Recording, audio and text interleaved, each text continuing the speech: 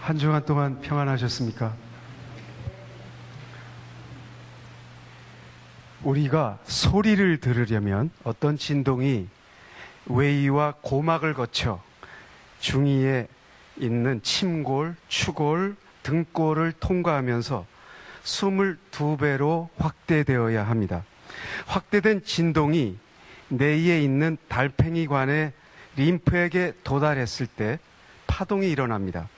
이 파동을 청각세포가 감지하면 그 진동은 전류로 변환되어 도시 하나에 전화 설비를 하기에 충분한 약 3만 개의 청각신경 회로를 따라 뇌에 전달되고 그때 우리는 비로소 소리를 인지하게 된다는 것입니다.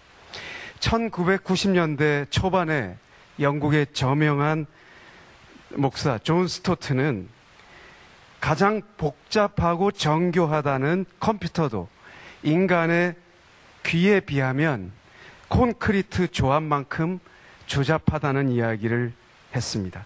인간의 귀야말로 소형화의 극치라 찬양해도 모자람이 없다는 것입니다.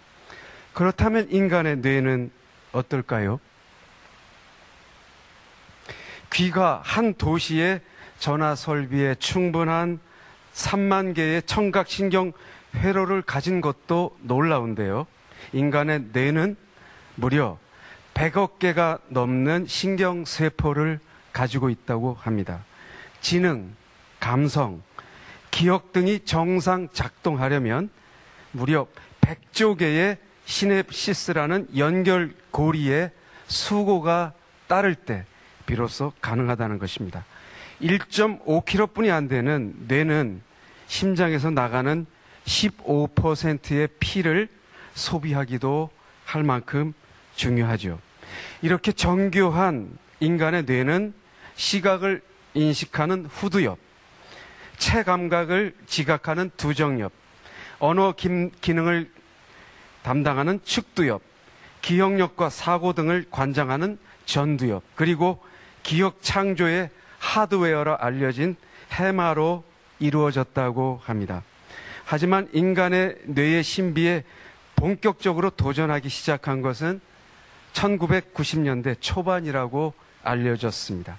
뇌과학의 역사는 아직 30년이 채 안 된 것입니다. 그래서 그런지 자고 일어나면 충격적인 발표들이 뒤따르고 있습니다. 작년 초에는 이탈리아 과학자들이 15년 안에 사람의 머리를 이식하겠다는 발표로 논란을 빚은 바가 있습니다. 그런데 뇌과학 분야의 학자들은 아직도 우리는 뇌에 대해서 너무너무나 모르는 것이 많다는 것을 고백합니다. 현재까지 밝혀진 인간의 뇌에 대한 이야기만으로도 입을 다물 수가 없는데 이 뇌가 다 밝혀진다면 이 세상을 어떻게 살아야 될지 모르겠습니다. 미국의 여류 시인 에밀리 디킨스는 19세기에 이런 시를 남겼습니다. 뇌는 하늘보다 넓어라. 옆으로 펼치면 그 안에 하늘이 쉬 들어오고 그 옆에 당신마저 안긴다. 뇌는 바다보다 깊어라. 깊이 담그면 아주 푸르게 그 속에 바다가 다 물통 스펀지처럼 담긴다. 오늘 김대식 교수님께서 뇌에 대해서 하실 말씀이 퍽 궁금해집니다. 이제 모시겠습니다.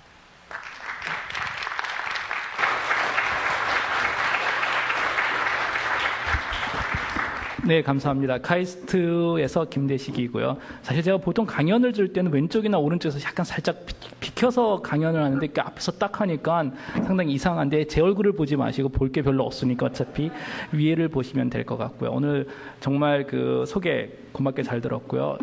제가 정말 뭐 여기 신자도 아닌 제3자로서 와가지고 감히 이런 과학적인 그 얘기를 한다는 거에 대해서 상당히 고맙게 생각을 하고요. 저는 이런 대화는 계속 있어야 된다고 저는 생각을 하고 싶고요. 그래서 제가 아주 큰 주제로 뇌과학과 인류의 미래라는 정말 말도 안 되는 큰 주제로 오늘 한번 강연을 준비했고요. 여기서 지금 왜 이 여자분이 또 원숭이하고 이렇게 서로 연결이 되어 있는지는 제 강연을 끝까지 들으시면 이해를 하실 거라고 생각됩니다. 자, 우리가 왜 뇌에 대해서 생각을 해야 될까요? 뭐 어떻게 보면 당연할 수도 있죠.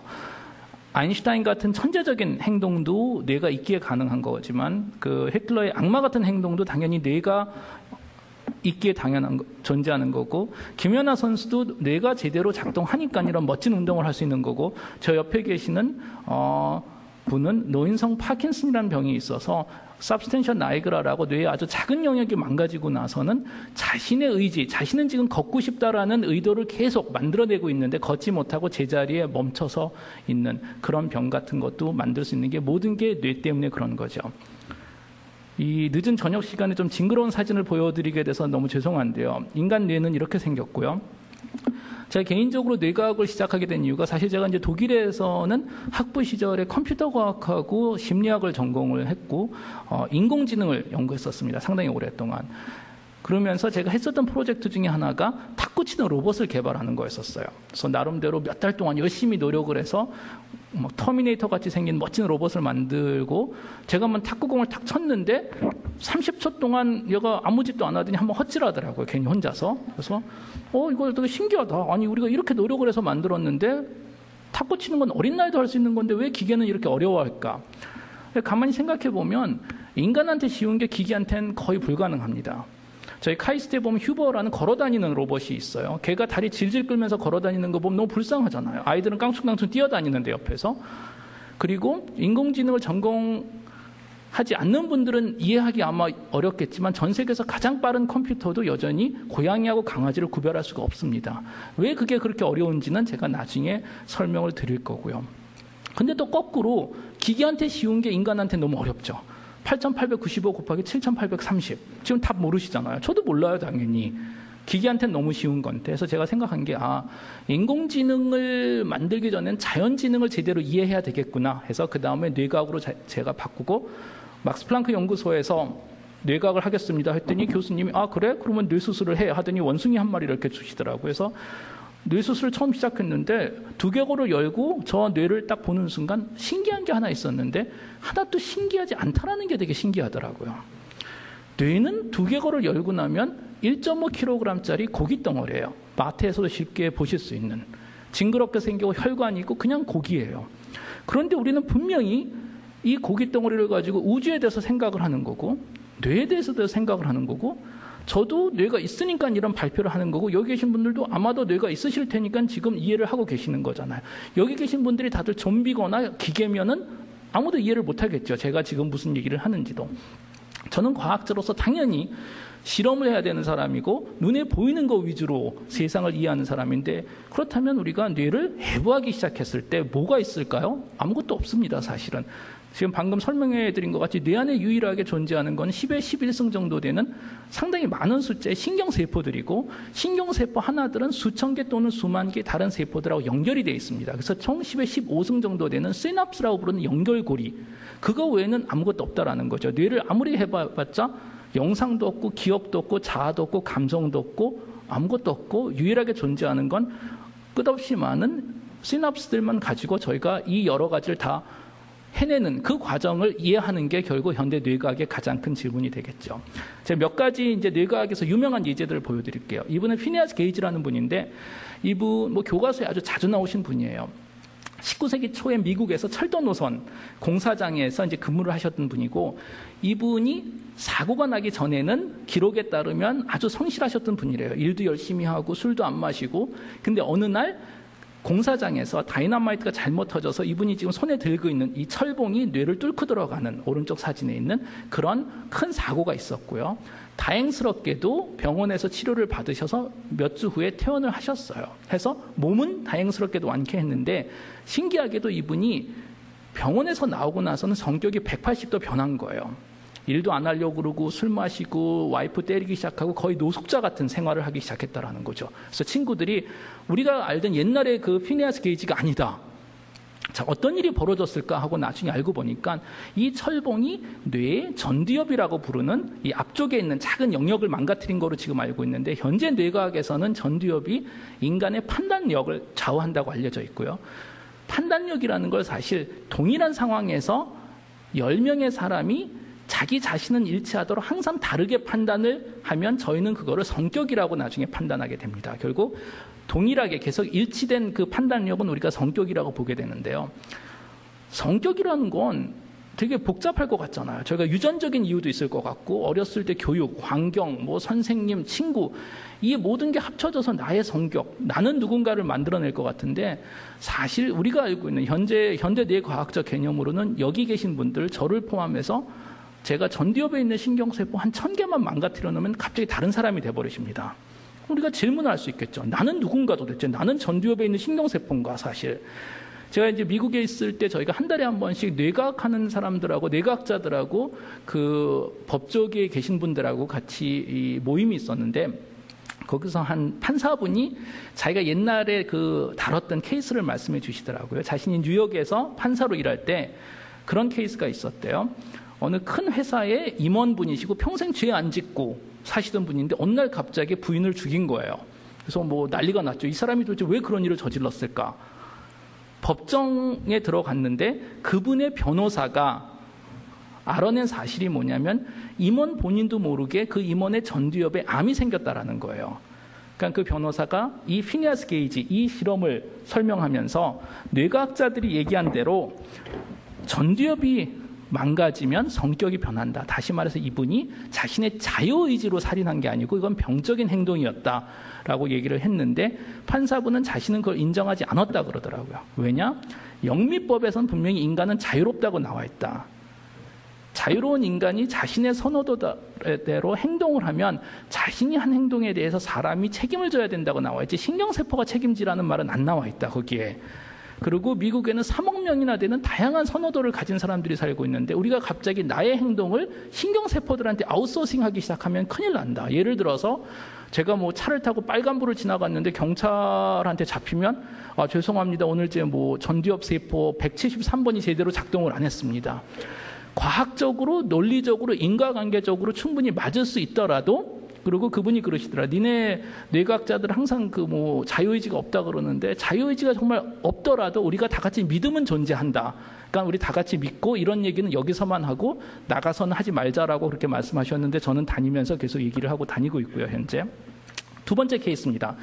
HM이라는 그 환자인데, 이분은 1950년도에 간질병 환자였었고요. 사실 간질병은 특별한 게 아니고 그 뇌 안에서 신경세포들이 전류의 흐름을 통해서 정보 처리하다 보니까 모든 전기 제품하고 똑같이 뇌에서도 누전이 생길 수가 있습니다.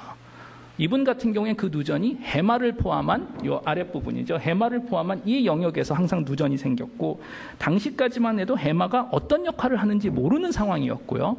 그리고 간질병이 너무 심하다 보니까 의사분들이 결정한 게, 그러면 이 영역을 한번 도려내보자 해서 도려냈죠. 자, 도려내고 나서 이분이 사실은 한 4, 5년 전에 돌아가셨는데, 어떤 일이 벌어졌냐면 이분이 수술은 1950년대에 받았고요.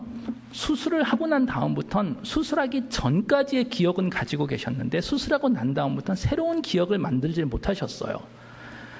70년 동안 이분은 항상 병원에서 아침에 일어나면 얘기하는 거예요. 왜 내가 병원에 있냐? 거울을 보면 왜 내가 할아버지냐? 난 젊어야 되는데.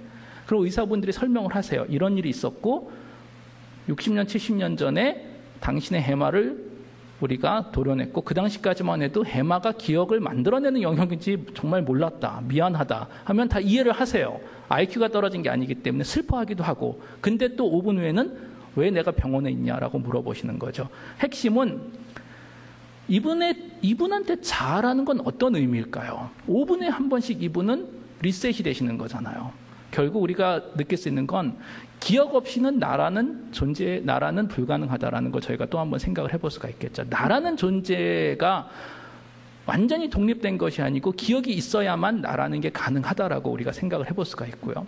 또 하나 저희가 이분을 통해서 배운 게 뭐가 있냐면, 뇌에서는 기억이라는 게 컴퓨터하고는 많이 다르구나. 컴퓨터에서 같으면은 우리가 정보를 가지고 온 다음에 그 정보를 입력했다 나중에 다시 끄집어낼 수가 있겠죠. 있는 그대로 컴퓨터가 망가지지 않았다면.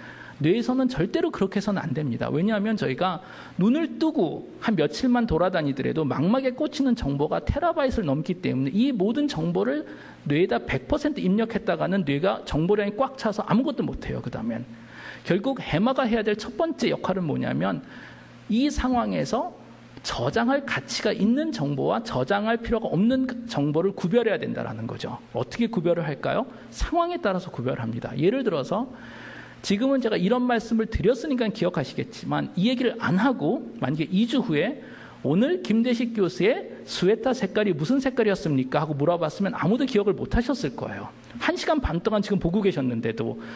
왜냐? 오늘 이 강연에서 스웨터 색깔은 아무 의미가 없겠죠. 제 스웨터 색깔을 기억했다면 강연에 집중을 안 하신 거죠. 오늘 당연히. 그래서 기억 안 하시는 게 더 정상이고요. 자, 해서 중요한 게 무엇인가를 입력하는데 중요한 정보만 하더라도 또 여전히 정보량이 너무 많기 때문에 그것도 우리가 있는 그대로 저장해서는 안 되고 압축을 해야 됩니다. 정보를.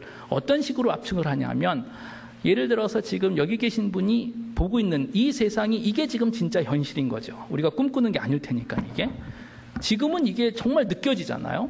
그런데 2달 후에 우리가 다 같이 어디선가 모여서 오늘 이 상황을 기억해 보세요 하면 어떤 정보가 기억될까요? 제 강연 여기에 왔었다? 솔직히 옆에 누가 앉았는지도 아마 기억을 못 하실 거예요. 다시 말해서 대부분 정보는 저장이 안 되고 유일하게 남는 거는 타이틀 정도만 남습니다. 제목 정도만.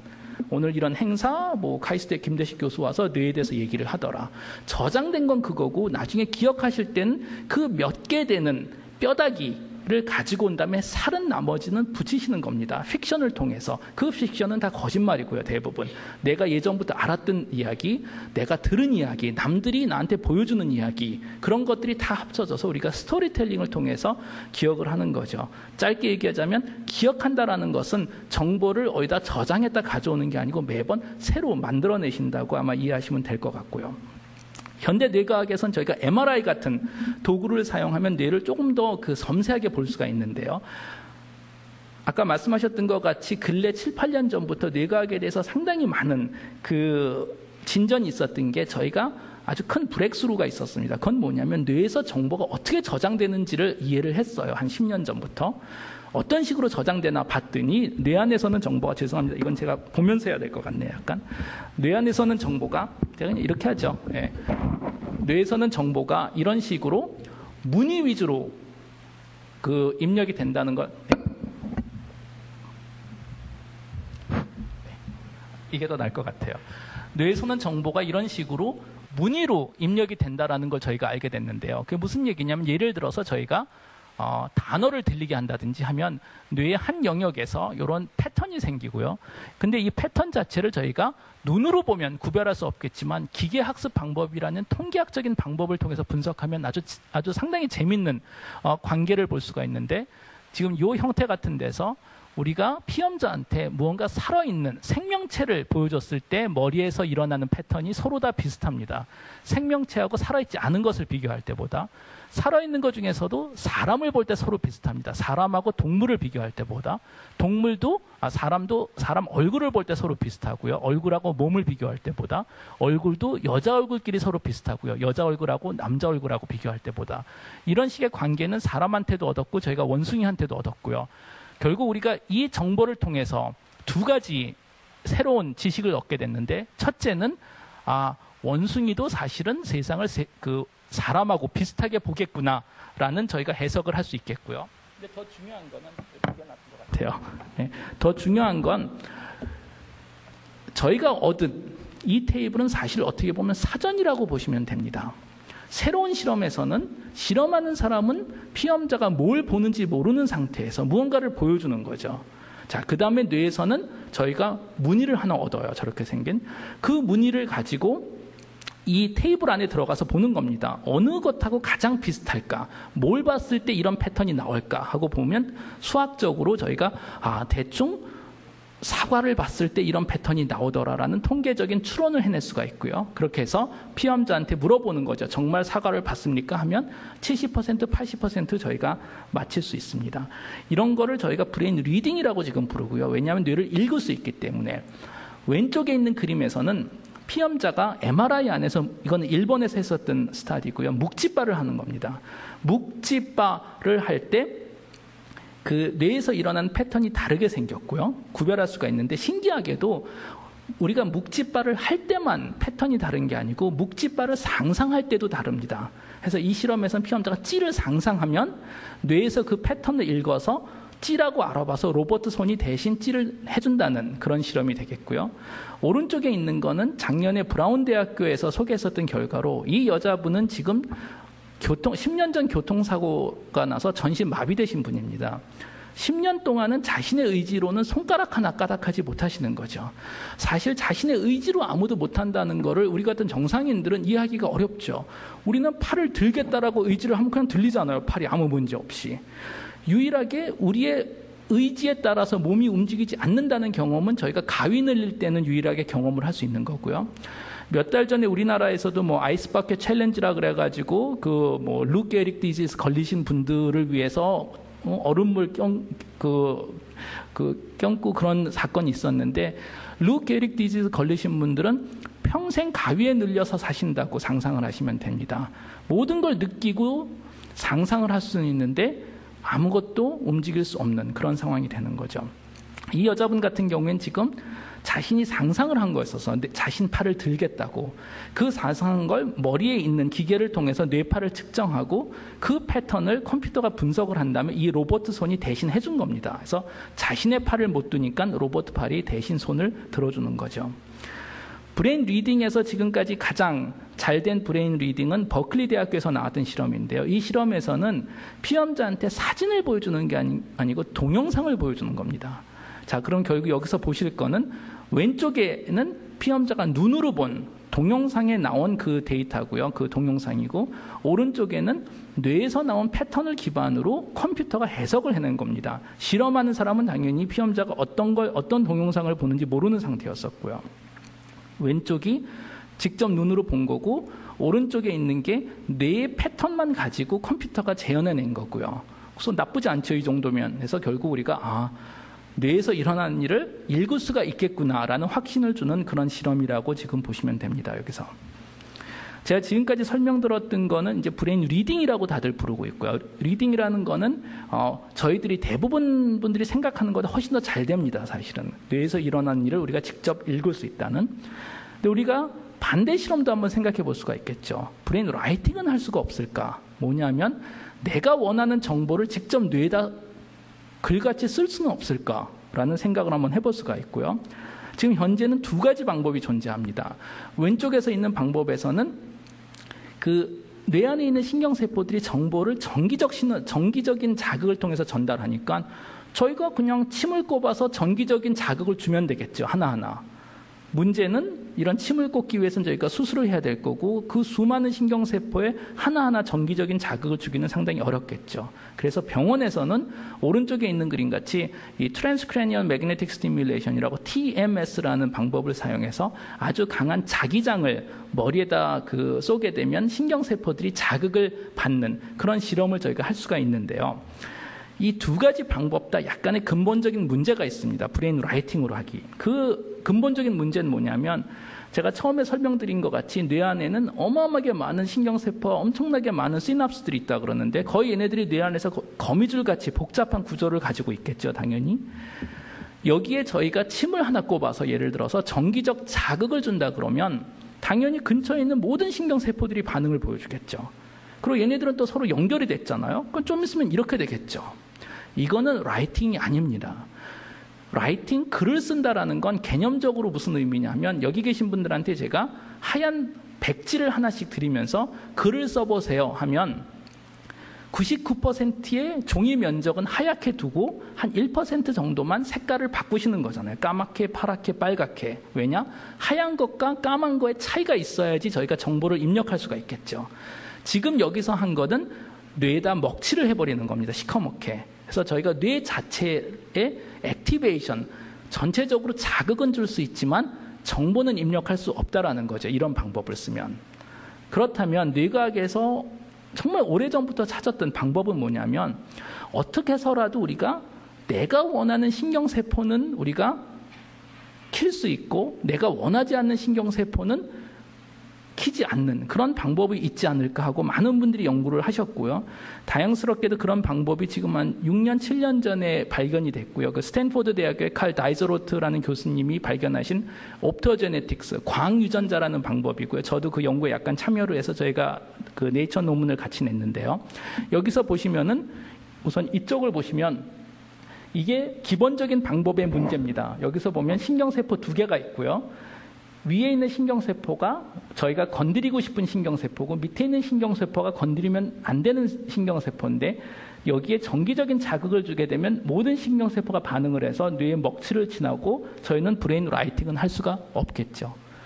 광유전자적인 방법에서는 저희가 유전자 조작을 통해서 내가 원하는 신경세포들만 더 이상 전기의 반응을 보여주는 게 아니고 빛의 반응을 보여주도록 저희가 조작을 해놓을 수가 있습니다. 그것도 빛의 색깔을 바꿔서 빨간 빛을 보여줄 땐 너, 노란 빛은 너, 파란 빛은 너 이런 식으로 빛의 파장을 바꿔가면서 내가 건드리고 싶은 신경세포를 바꿔갈 수 있다는 거죠.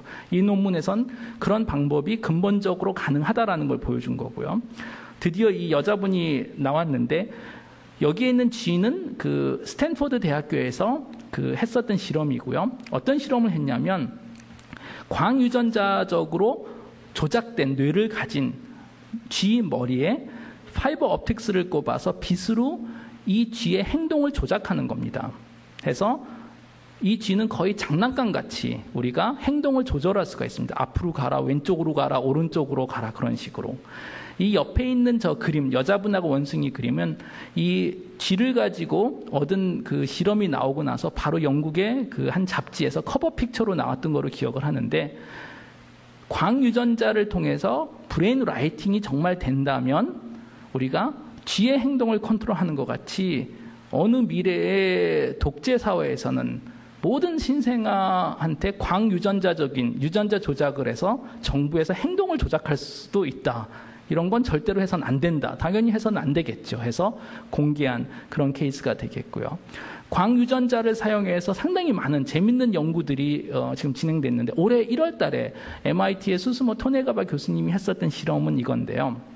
이 쥐 같은 경우에는 광유전자적으로 조작을 받은 쥐고요. 지금 현재. 이 쥐가 이 파랗게 생긴 방에서 움직이는 거예요. 그 실험에선. 경험을 하니까 이 방에 대한 경험은 기억으로 만들어지겠죠. 그 기억 자체는 해마에서 만들어진다고 제가 HM 환자, 간질병 환자를 설명하면서 소개했었고요.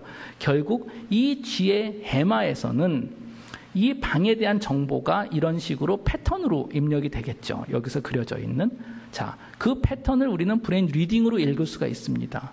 그 다음엔 이 쥐를 빨간 방에다 집어넣는 거죠. 중간에다.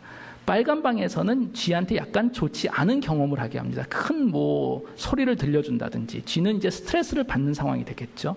그렇다면 쥐의 해마에서는 이 방에 대한 정보가 해마에서 또 새로운 패턴으로 만들어질 텐데 빨간 방에 대한 정보가 해마에서 만들어지는 순간 이 파란 방을 입력한 파란 방에 대한 정보를 이 쥐의 해마에다 그냥 덮어 쓰여버린 겁니다. 광유전자적으로.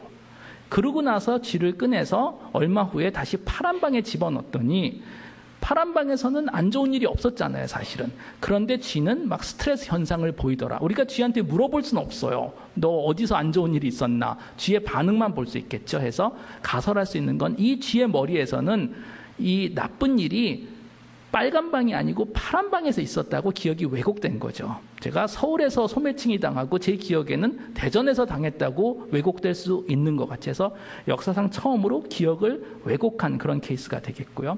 이거 역시 재밌는 실험인데요. 유니버시티 오브 워싱턴에서 했었던 실험인데 왼쪽에 계신 분하고 오른쪽에 계신 분하고 두 개의 방에 있으면서 비디오 게임을 지금 하고 있는 겁니다. 그 비디오 게임에서는 아주 단순한 비디오 게임이어서 왼쪽에 계신 분은 주인공이 왼쪽으로 움직여야지 이기는 거고 오른쪽에 있는 분은 뭐 주인공이 오른쪽으로 뛰어가야지 이기는 그런 아주 단순한 비디오 게임일 텐데 특이한 건 왼쪽에 계신 분은 그 비디오 게임을 손으로 조작하는 게 아니고 이분 머리에 보면 뇌파 측정하는 기계를 가지고 있는데 브레인 리딩을 통해서 그러니까 이분은 상상만 하시는 겁니다. 왼쪽 그런 식으로 아까 묵찌바 상상하는 것 같이 해서 왼쪽이라는 걸 상상하고 그거를 읽은 거죠. 브레인 리딩으로. 자, 왼쪽으로 가겠다는 의도를 읽은 다음에 그 패턴을 오른쪽 그림에 보면 이분 머리에 쓰고 있는 게 바로 TMS입니다. Transcranial Magnetic Stimulation. 브레인 라이팅 할 때 쓰는 디바이스죠. 왼쪽 방에서 읽어낸 의도를 오른쪽 분 머리에다 써준 거죠. 여기서 왼쪽에서 리딩해서 오른쪽 방에다 라이팅을 했더니 오른쪽 방에 있는 분은 자신은 사실 오른쪽으로 주인공을 조작하고 싶은데 손이 자꾸만 왼쪽으로 가더라. 자기도 모르게. 그래서 인류 역사상 처음으로 한 사람의 생각으로 또 한 사람의 행동을 제어한 그런 결과가 되고요. 한 6개월 전에 지금 나온 실험 결과입니다. 이거는.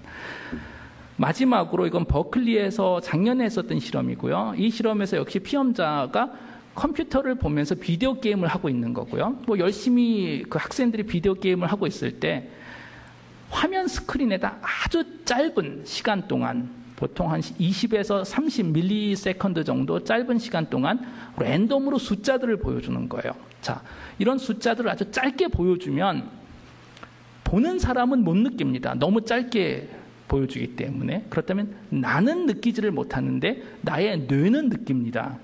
해서 뇌파를 측정하면 뇌파에서는 반응이 나와요. 그렇지만 나는 못 느끼는 거죠. 너무 짧기 때문에. 재밌는 현상이죠. 나하고 뇌하고 일치하지 않는다는 게 뇌에선 반응이 나지만 나는 보지 못했다고 주장을 하니까. 자, 이런 식으로 계속 비디오 게임을 하고 화면에다는 다양하게 랜덤으로 숫자를 뿌려놓고 숫자를 뿌려놓을 때마다 뇌파에서 반응을 본 거예요. 반응이 어떨까 하고 봤더니 신기하게도 대부분 숫자에는 큰 반응이 없었는데 밑에 그래프에서 이 핑크색 그 선같이 가끔 가다 보면 어마어마하게 큰 반응을 하는 숫자들이 있었고 그런 숫자를 4개를 찾아냈고 알고 보니까 그게 이분들의 은행 비밀번호였었어요. 그래서 브레인 해킹을 했다라고 지금 처음으로 유명한 케이스입니다. 그래서 자신도 모르게 자신의 은행 비밀번호를 타인이 알게 된 그런 케이스라고 지금 보고 있는데요. 이 연구 결과를 지금 제가 이해하기로는 미국 정부에서 지금 약간 정부 프로젝트로 진행하고 있는데 그 응용 역할은 제가 이해하기로는 그걸로 알고 있어요. 여기 계신 분들 뭐 미국에 여행하시거나 하시면 아마 미국 입국 절차 그 기억하실 텐데 공항에서 그 얼굴 사진 찍고 우리 그 지문 촬영을 하잖아요. 이분들 생각에는 얼굴을 촬영할 때 사진 촬영할 때 그 화면에다 아주 짧게 20에서 30 밀리세컨드 정도 특정 사진을 보여주겠다는 거예요. 보통인들한테는 아무 의미가 없는 무슨 테러단의 대장 사진 아니면 사막의 트레이닝 캠프 사진 같은 거 보통 사람 뇌에서는 특별한 반응이 있을 필요가 없는 해서 봤을 때 어느 분이 입국할 때 사진을 찍는데 테러단 두목의 얼굴을 잠깐 보여줬는데 뇌에서는 어마어마하게 반응을 하더라 하면 왜 그럴까요? 왜 이 사람한테 반응을 보여줄까 하고 다시 한번 질문을 해볼 수가 있다라는 거죠. 그래서 자신도 모르게 우리가 태깅 당할 수 있고요. 또 신기한 건 우리들의 의도를 사실 뇌파만 가지고 측정할 필요는 없고요. 뇌가 활발하게 되면 뇌에서 피가 많이 필요하기 때문에 이 목을 통해서 혈관을 통해서 피가 공급이 되고요. 그러다 보면 얼굴 색깔이 약간 변합니다. 이 얼굴 색깔의 변화는 눈으로는 볼 수 없지만 적외선 카메라로 하면 아주 잘 보이고요. 그래서 나도 모르게 멀리서 카메라 가지고선도 나의 상태는 충분히 통계학적으로 다 구별할 수 있다고 지금은 믿고 있고요. 자, 이런 결과들을 저희가 다 합쳐보면 핵심은 뭐냐면 지금 당장은 아니겠지만 앞으로 20년, 30년, 40년 후에 어쩌면은 아바타 같이 나의 생각만으로 무언가를 조작하고 인셉션 같이 나도 모르게 누가 내 생각 안에 들어와 있고 아니면 저 위에 시나리오 같이 내가 직접 뭘 경험하는 게 아니고 누가 내 머리 안에 무엇을 집어넣어 주지 않을까라는 그런 사이언스 픽션 같은 상상을 해볼 수가 있겠는데요. 제가 이런 얘기를 하면 뭐 많은 분들이 얘기를 하세요. 이거는 말도 안 된다. 정말 사이언스 픽션이지. 내가 내 몸으로 직접 경험한 현실하고 타인의 몸으로 현실을 경험할 때 그 머리에서 일어난 패턴만 읽어서 내 머리에 집어넣는다고 난 똑같은 거 경험하지 않을 거다. 그거는 완전히 본질적으로 철학적으로 다를 거다라고 말씀을 하시는데 뇌과학자로서는 어쩌면 그게 큰 차이가 없을 수도 있다라고 저희들은 주장을 합니다. 그 이유는 왜냐하면 이 슬라이드에서 얘기하는 것 같이 뇌가 머리 안에 있기 때문에 큰 차이가 없을 거라고 생각을 하고 있고요. 뇌가 머리 안에 있지 뭐 어디에 있겠어요. 뇌가 머리 안에 있다는 게 도대체 무슨 말일까요? 이게 너무나 당연한 얘기겠죠. 사실 그렇게 당연한 얘기는 아니고요. 뇌가 머리 안에 있다는 얘기는 뭐냐면 뇌는 사실 현실을 알 수가 없습니다. 뇌는 두개골이라는 아주 어둠컴컴한 감옥 안에 갇혀있는 1.5kg짜리 죄인이죠. 얘가 세상을 직접 보는 게 아니잖아요. 얘는 눈, 코, 귀, 오감을 통해서 들어오는 정보, 그 정보는 또 패턴으로 뇌에 들어올 테고 그 패턴을 해석하는 거겠죠. 뇌가 어느 정도로 세상을 모르냐면 우리 몸 전신에는 감각 센서라는 세포들이 있어서 제가 뭐 손을 만지거나 꼬집으면 당연히 아프죠. 유일하게 표면에 감각 센서가 없는 몸의 표면은 뇌 표면입니다. 그래서 우리가 뇌 수술을 할 때 마취를 하는 이유는 두개골을 열기 위해서 그러는 거지. 두개골 연 다음에 뇌는 손으로 막 문지럭거려도 아무 문제 없어요. 어차피 못 느껴요, 걔는. 왜 그런 식으로 발달이 됐냐? 뇌의 어떻게 보면 기능은 자신은 존재하지 않는다고 생각을 해야 되는 거겠죠. 왜냐하면 여기 계신 분들도 지금 이 교회에서 다들 보고 계시면 세상이 바깥에 있잖아요. 그렇죠? 근데 물론 이 영상은 지금 바깥에 있는 게 아니고 여러분의 머리 안에서 일어나고 있는 일이죠, 당연히. 사실 세상은 지금 머리 안에 있는데 머리 안에서 일어나는 일이 아니고 바깥에서 일어나는 일이라고 착각을 하게 만들기 위해서는 내 머리 안에서는 아무 일도 벌어지지 않는다는 주장을 하도록 만들어야 되겠죠. 고로 뇌는 우선 자신은 존재하지 않는다고 생각하도록 설계가 되어 있겠죠. 또 하나 문제는 뇌가 직접 세상을 보는 게 아니다 보니까 뇌가 세상을 있는 그대로 객관적으로 이해하려면 눈, 코, 귀가 완벽해야 되겠죠, 당연히. 그렇죠? 문제는 눈, 코, 귀가 절대로 완벽하지 않다라는 게 상당히 문제입니다. 특히 눈, 여러 가지 문제가 있는데요. 눈이 해야 되는 임무가 뭘까요? 생물학적으로 뭐 단순하죠. 물체에서 반사된 광자를 렌즈로 모은 다음에 그 렌즈에서 모은 빛을 망막에 꽂게 하는 거고요. 꽂히게 하는 거고, 망막에는 저 위에 오른쪽 그림에 있는 망막같이 여러 계층의 세포들이 있는데 그 중에 세포들은 포토리셉터라는 세포가 있어서 빛의 반응을 보여주는 세포들이 있습니다. 이 빛의 반응을 보여주는 세포는 빛을 전기 에너지로 바꿔주는 역할을 하는 건데요. 뭐 다 좋아요. 그냥 카메라 같은, 웹캠 같은 역할을 하겠죠. 문제는 다양한 이유 때문에 우리들의 망막은 사실 뒤집어진 상태로 발달을 했습니다. 지금 우리도 그 뒤집혀진 망막을 가지고 살고 있는 거고요. 그러다 보면 어떤 일이 벌어지냐면 여기서 보실 수 있는데 이 망막 자체가 뒤집어지다 보니까 이 빛의 반응을 보여주는 세포가 빛이 여기서 들어오면 사실 여기에 와 있어야 되는데 전 반대 방향의 자리를 잡고 있습니다, 현재. 어쩔 수 없는 거예요. 우리 다들 그렇게 태어났으니까. 근데 이제 문제가 생기기 시작합니다. 그 문제는 뭐냐면 오른쪽 위에 있는 그림에서 보시는 것 같이 빛이 들어오고 그 다음엔 무언가 혈관이 있습니다. 망막 안에 상당히 많은. 그 다음에 빛의 반응을 보여주는 세포들이 있다 보니까 그림자가 생길 수뿐이 없어요. 그죠? 빛이 있고 무언가가 있고 우리가 빛을 감지하면 당연히 그림자가 생기겠죠. 그래서 이 그림을 보시면 이게 저희가 컴퓨터 시뮬레이션을 한번 해봅니다. 망막에는 세상이 어떻게 보여야 할까 하면 적어도 망막에는 우리 눈 안에 있는 혈관들의 그림자가 보여야 됩니다. 지금 이 순간에도. 자, 지금 그림자 혈관들 보이시는 분 계신가요, 여기서? 계시면 빨리 병원에 가보셔야 되고요. 근데 신기한 거죠. 망막에는 분명히 혈관이 보이는데 왜 뇌에서는 안 보일까? 그 이유는 뭐냐면 뇌는 사실 이 혈관들이 눈 안에 있다는 거를 어떻게 해서든지 알아내서 다 빼주기 때문에 그러는 건데요. 그럼 이제 질문이 있는 거죠. 아니, 뇌가 어떻게 알고 혈관을 빼줄까? 오랜 연구 동안 알아낸 사실은 뭐냐면 뇌는 우리 눈으로 들어오는 그림들, 영상들을 있는 그대로 받아들이는 게 아니고 항상 미적분을 해서 받아들입니다. 미분을 계산하는 거예요. 다시 말해 항상 빼기를 해줍니다. 첫 번째 그림하고 두 번째 그림의 차이값을 가지고 계산을 한다라는 거죠. 자, 그러다 보면 바깥 세상에 현실에 있는 물체, 예를 들어서 호랑이, 계속 뛰어다니잖아요. 그죠? 계속 뛰어다니니까 우리가 그림을 한 번 찍고 두 번 찍고 세 번 찍으면 매번 호랑이가 다른 데가 있겠죠. 그렇기 때문에 그림 두 개를 빼주면 값이 0이 아닙니다. 항상 변화가 있으니까. 혈관에 있는, 눈 안에 있는 혈관은 변하지 않잖아요. 그러니까 빼기를 해주면 0이 돼버려요. 뇌한테는 변화가 없는 건 존재하지 않는다고 생각해서 우리한테 그건 안 보이게 해주는 거죠. 근데 문제가 하나 생기죠. 그 문제는 뭐냐면